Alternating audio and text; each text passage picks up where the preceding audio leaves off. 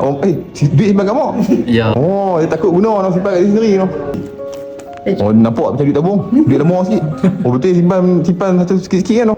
Sebulan 100 tu. Oh, adik padu adik pandai menyimpan. Duit sendiri? Duit sendiri. Berapa lama simpan? Berapa lama tu? Setahun dah. Assalamualaikum dik. Abang dan kakak tiga orang duduk tenung tengok phone tadi. Lama dah saya tengok. Boleh saya bantu, minta maaf saya pun tadi ada high sikit. Ni baru main sempat tengok. So boleh saya bantu? Boleh. Adik cakap mak dengan ayah tak mau kata apa. Tengok je tu. Ikut je, ikut anak je. Ni anak ni. So adik daripada mana ni? Baling. Oh, Baling. Oh, pakai phone lah. Cari iPhone model apa? 13. 13. Saya tengok mata duk tengok colour putih tu. So hak colour putih ni duk tengok tadi. Sharp. Sebelum ni adik pakai iPhone apa adik? Redmi. Pakai Redmi Android. Ni first time lah pakai iPhone? Oh, besar. First time? Dalam keluarga ni lah kau pakai apa iPhone? Vivo je. Oh, Vivo je. Abang? Sama kak? Ni siapa yang racun dia pakai iPhone? Dia pengaruh sama ni? Kawan. Oh, kawan. Betul ya bang, kawan markah. Kan boleh yang tengok jambu-jambu macam ni kan. Baju pula polo tak. Oh, memang semat adik. Oh, waduh pakai iPhone. Lepas ni lagi rancak. Boleh ke bang? Setuju lah.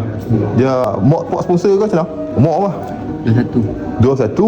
Oh, daripada mak muda tu dia banyak kaulah bang. Okay, so boleh jadi kan ni kira ni. Jadinya ni. So yang ni nanti kita pasang, kita bagi free istimewa kat adik. Kita bagi casing, kita bagi tempat gelas.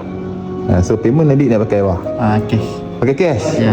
Oh, ni kira simpan kat tabung lah. Okey, cuba apa keluar tengok cash dia tengok. Kot dah ada istimewa ke duit lama. Kira mak ni kira bank saya, bank sementara, bank selamat ah. Ayuh kok ada sikit. Kira simpan dekat mak sikit, dekat ayuh sikit. Oh, dah cok. Adik yang padu adik. Pandai cari tempat simpanan. Simpan dari habis belanja markah lah kan habis. Okey adik. Siap pasang casing paper gelas terus menyala. Adik yang handsome boleh tengok dulu kita hari ni kita nak bagi free banyak sikit tu dia. Ni musim panas lah. Lepas kita bagi power bank high speed. Boleh fast charging phone adik. Kita bagi ni kat sini. So macam mana pengalaman membeli di Kliki Sungai Petani? Memang terbaik dah. Memang terbaik. Memang terbaik. Ya. Yang tu lah jawapan ucapan yang boleh disebut kan. Memang mantap, memang terbaik. Mak pula? Bawa main anak kali kedua. Anak kali kedua, anak berapa? Anak umur 7 orang. 7 orang. 7 kali main ni. InsyaAllah. InsyaAllah. Terima kasih banyak-banyak abang, kakak, adik kerana support kami di Kliki ni lah. Okay, terima kasih. Klik-klik na iPhone cari Kliki.